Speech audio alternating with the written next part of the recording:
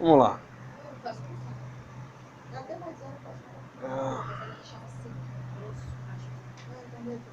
Seder Arba'a Parashot.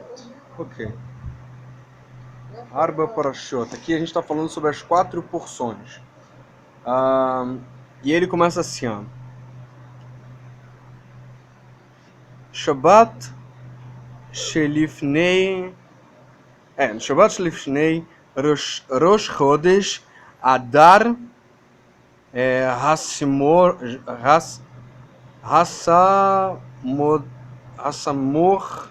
Hassamor Linissin.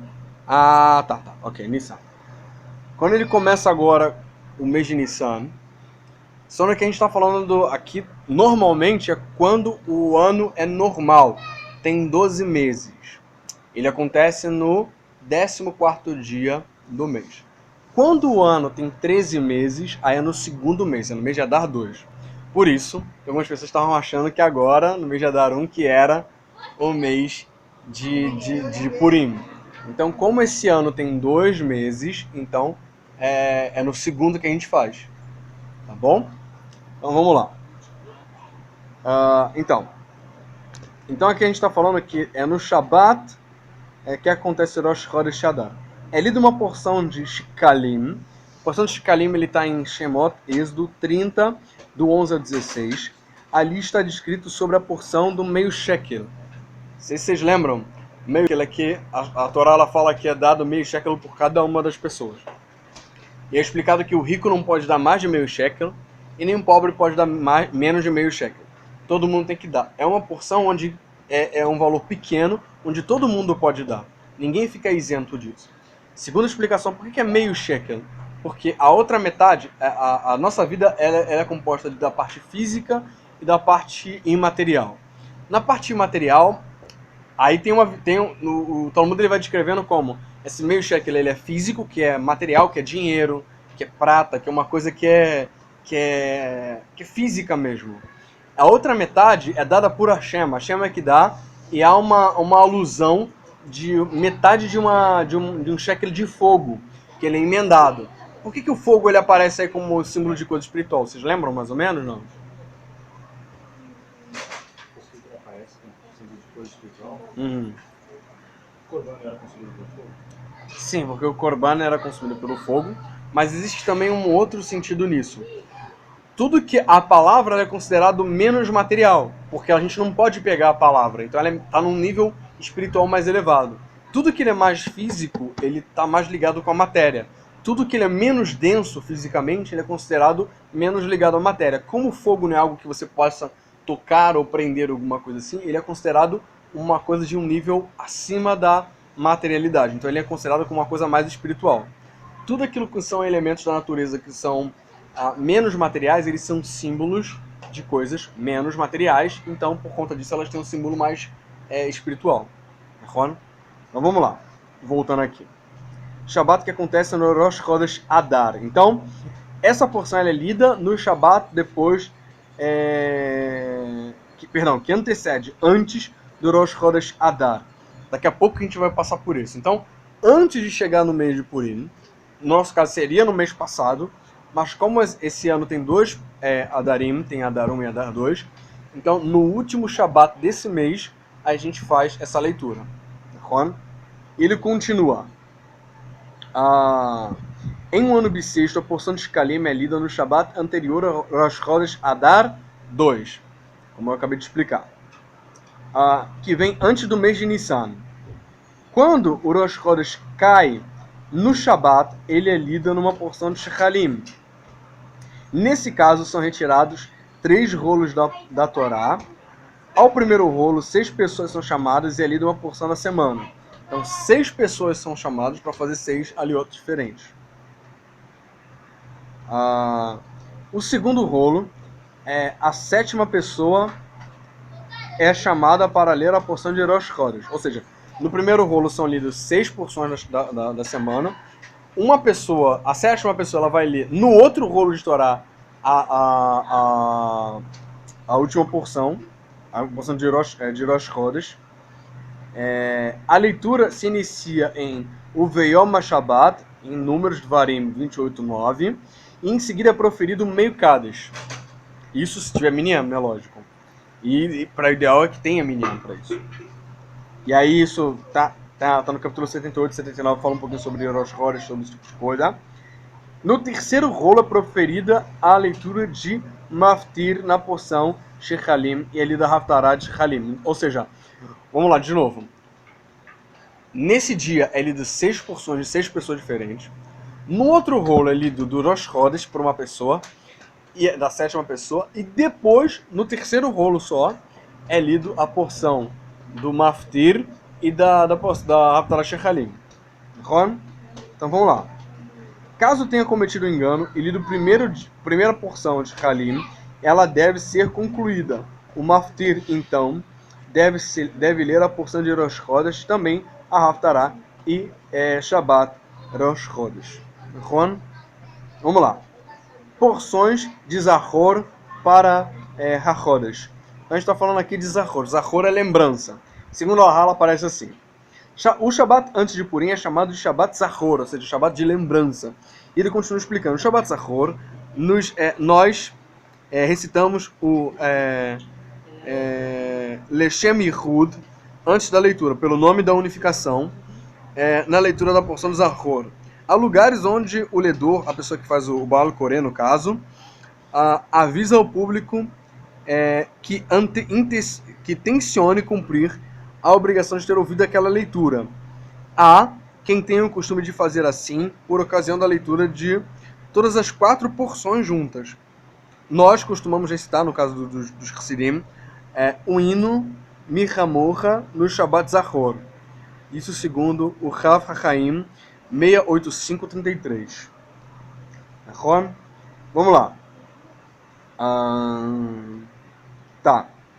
Então a gente lê Dvarim, Deuteronômio 25, 19, do 17 e 19, que relata a determinação de lembrar do que fez Amalek e de apagar a sua memória. Porque Amalek tem uma ligação muito grande com Purim. Qual é a ligação de Amalek que tem com Purim? Vocês lembram?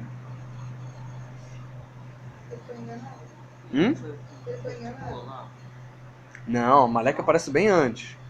Quem era Amalek? Naaman, ele é descendente de Amalek. Por isso também o ódio tão grande dele para com o povo Yehudi. Então a gente tem que lembrar. Vem lá, a lembrança é Zecher lekarecha baderer, que Amalek esfriou vocês no caminho. Qual caminho? O que aconteceu? O que Amalek fez? Lembram? O que acontece? Amalek sabia que não ia conseguir vencer o povo judeu. Eles sabiam que os Amalequim não conseguiriam derrotar o povo judeu. Eles já estavam derrotados. Mas o que eles fizeram? A gente sabe que depois de passar pela gente, eles vão ter que guerrear contra outro povo. Vamos dar uma desanimada neles? A gente já perdeu, mas não vamos se entregar não. Vamos fazer de tudo possível só para eles ficarem de saco cheio da gente. A gente vai perturbar eles só para eles ficarem enjoados de lutar, para eles chegarem na próxima guerra já exaustos. A gente vai dar uma canseira para eles ficarem para baixo. Quando eles se sentirem para baixo, a gente pode até recuar. Ou seja, a intenção não era guerrear. A intenção era só... Foi o primeiro guerrear depois que saiu. Na roda. Mas a intenção não era nem ganhar ou perder. Eles já tinham guerreado, já estava perdido já. Mas eles queriam só para poder humilhar o povo, poder ficar cansado, para poder chegar na outra guerra já exausto. Ou seja, por que foi esfriar? Esfriou da guerra. Eles não queriam deixar o povo judeu ficar com aquele sentimento de vamos à luta, vamos empolgar. Não. Eles queriam ser chatos. Eles queriam deixar a pessoa desanimado. Então esse sentimento de apatia, esse sentimento de poxa, eu tenho que fazer de novo, essa coisa assim, é um sentimento que Amalek, que seu nome seja apagado, quer deixar no povo judeu. E esse é o símbolo que a gente não pode esquecer. A gente não pode esquecer que essa apatia que o Amalek queria deixar no povo judeu é justamente a forma com que eu não vou conseguir fazer com que ele, eu não vou conseguir tirar o que eles têm, mas pelo menos vou deixar eles bem com aquele sentimento de bem que droga, eu vou ter que fazer isso de novo. É isso que é a intenção deles. Se a gente tivesse certeza que o torcedor de Amalek teria que matar ele. Exato. Não, exato. Há uma mitzvah na Torá Que se a gente soubesse quem é hoje não dá pra saber. Hoje não dá pra saber. Mas se a gente soubesse, não tem lei pra isso, não tem julgamento pra isso. Se a gente soubesse, não dá pra saber hoje em dia. Mas se a gente soubesse que alguém é descendente de Amalek, a ordem era pra eliminar. Tudo, inclusive se tivesse uma louça de Amalek, a gente tinha que destruir.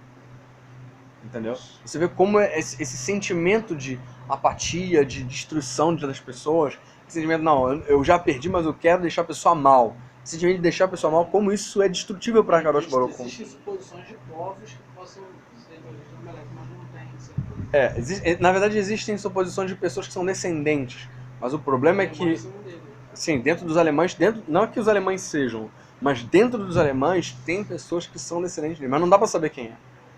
Entendeu? Porque já estão tão misturados ali dentro que não dá pra saber qual é e qual não é.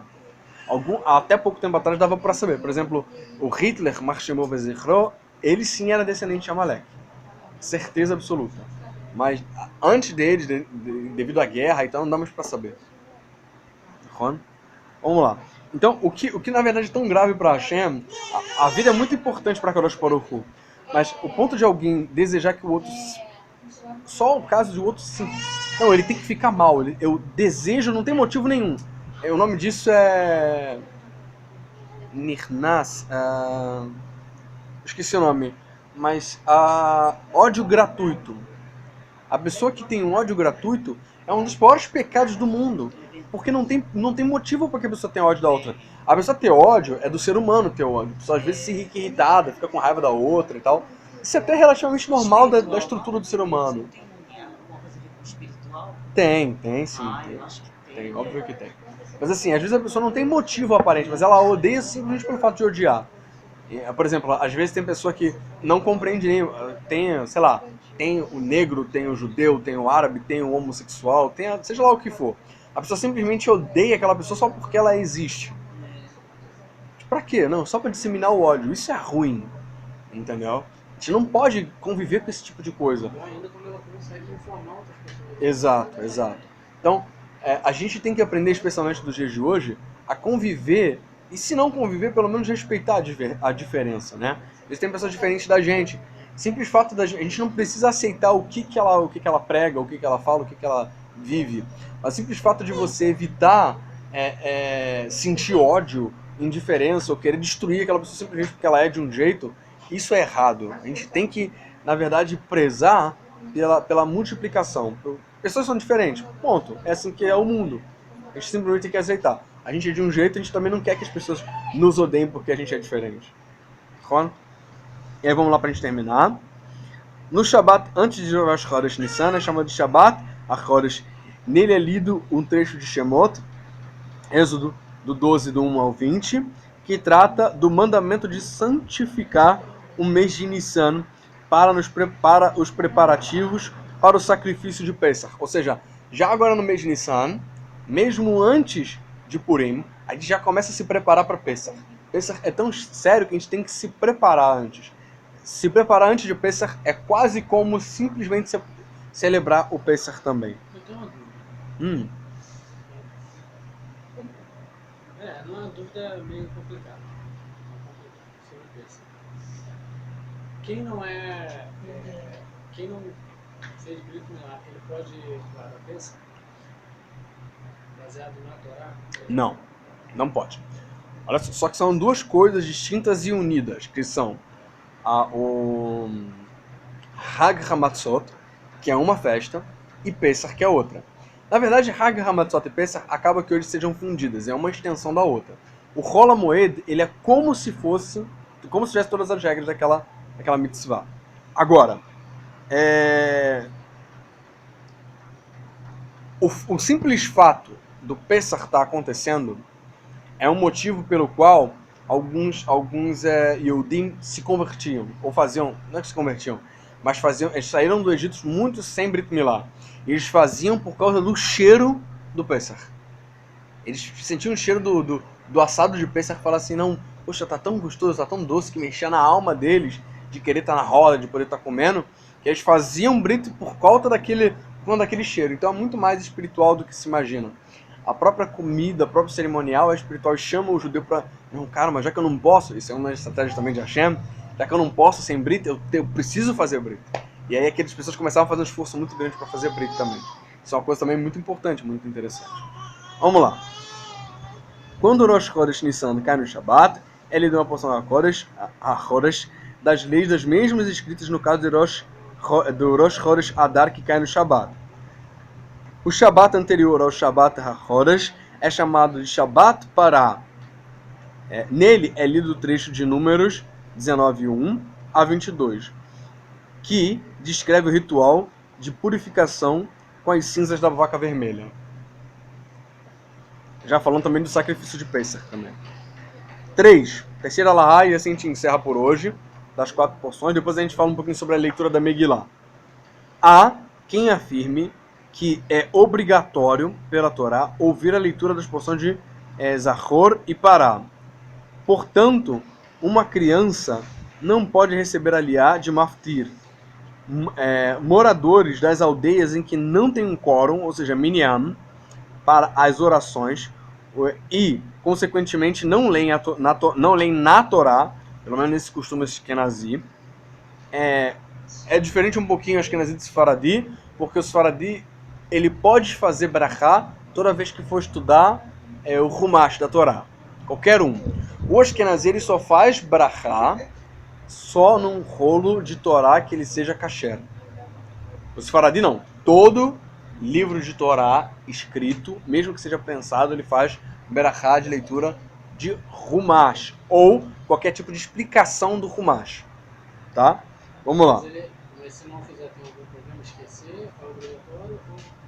Como é Derabanan, não tem, assim, é menos mal esquecer, mas é importante fazer, tá?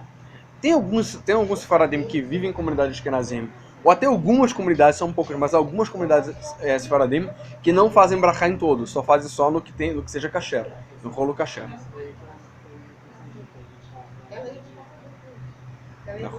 Então, mas há comunidades Sefaradim, por exemplo, que não fazem em nada impresso, só fazem só em rolo kasher. Então foi por causa deve ter sido isso aí. Entendeu? Tem algumas que não fazem. Agora, normalmente o costume Sefaradim é fazer sempre antes de ler qualquer coisa de Humash. Como, por exemplo, quando a gente lê quando a gente faz a berachá da leitura antes antes da manhã, no Berikot HaShachar, quando tem a berachá antes da Berikot Kohanim, da bênção dos Kohanim. Ela, por exemplo, você não está lendo ela num rolo kasher. Você está fazendo e para sair da obrigação você fala um trecho da Torá. Às vezes ele está ali no texto impresso. E aí?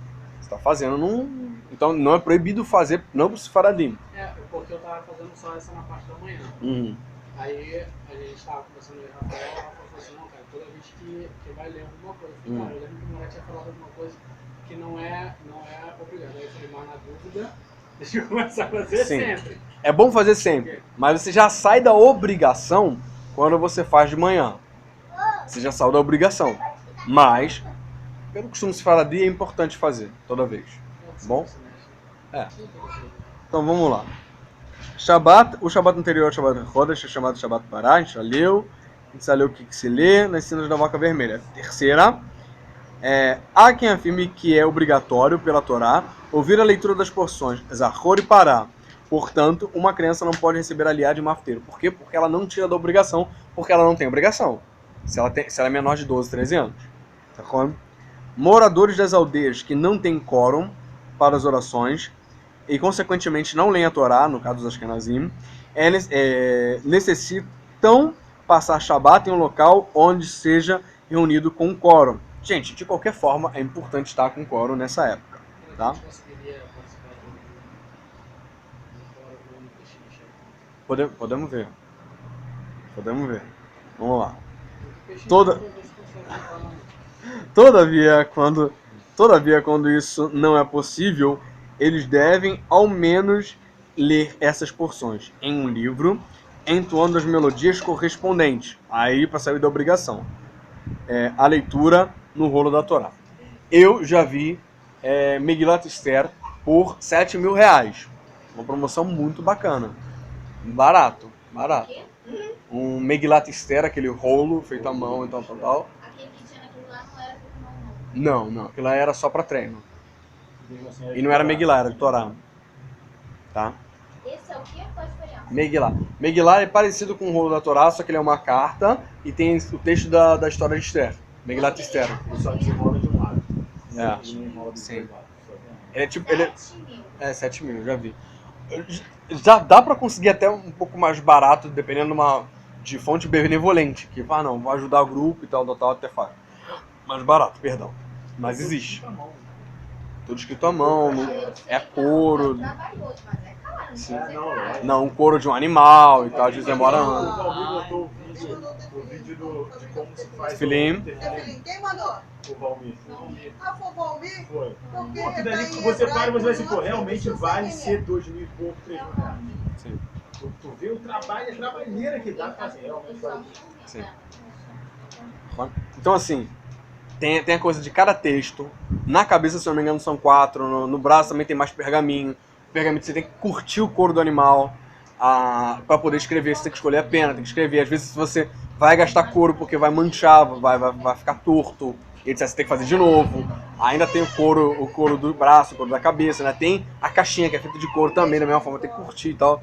Então pintar, tingir é uma trabalheira muito, muito, muito, muito grande.